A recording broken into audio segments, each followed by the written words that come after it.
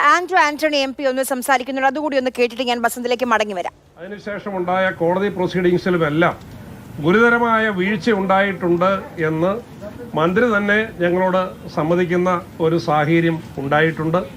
എന്തായാലും ഇത് ഇന്ത്യയുടെ ചരിത്രത്തിൽ തന്നെ ആദ്യമായിട്ടാണ് ഇത്രയേറെ നഗ്നമായ രീതിയിൽ, നിയമവിരുദ്ധമായ രീതിയിൽ രണ്ട് കന്യാസ്ത്രീകളെ അറസ്റ്റ് ചെയ്ത് ജയിലിലടയ്ക്കാനും ഒരു സമൂഹത്തെ മുഴുവൻ അടച്ചാക്ഷേപിക്കാനുമുള്ള ശ്രമങ്ങൾ നടന്നത്.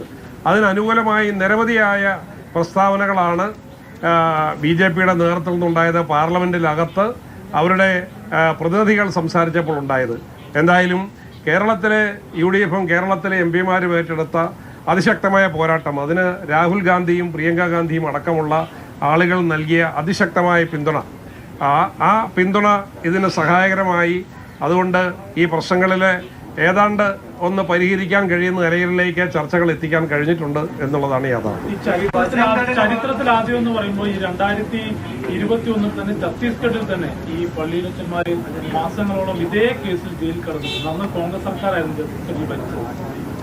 ചരിത്രത്തിൽ ആദ്യം എന്ന് നമുക്ക് അങ്ങനെ പറയാൻ പറ്റും. അല്ല, അത്തരത്തിലൊരു ചോദ്യത്തിനോട് ഒഴിഞ്ഞു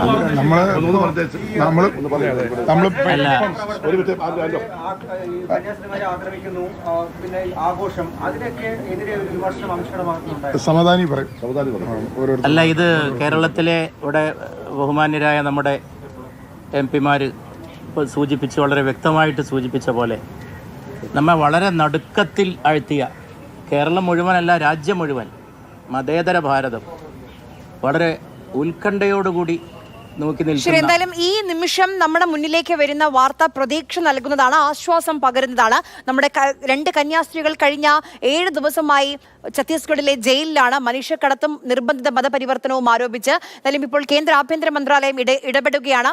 UDF MPമാരും ഇടത് MPമാരും കഴിഞ്ഞ കുറേ ദിവസങ്ങളായി ഇതിന്റെ പിന്നാലെയായിരുന്നു. അവരുടെ പരിശ്രമങ്ങൾ ഫലം കാണുകയാണ്. ഇനി ജാമ്യാപേക്ഷ ഛത്തീസ്ഗഡ് സർക്കാർ എതിർക്കില്ല. അതായത് ഇന്നോ നാളെയോ നമ്മുടെ കന്യാസ്ത്രീകൾ പുറത്തിറങ്ങും.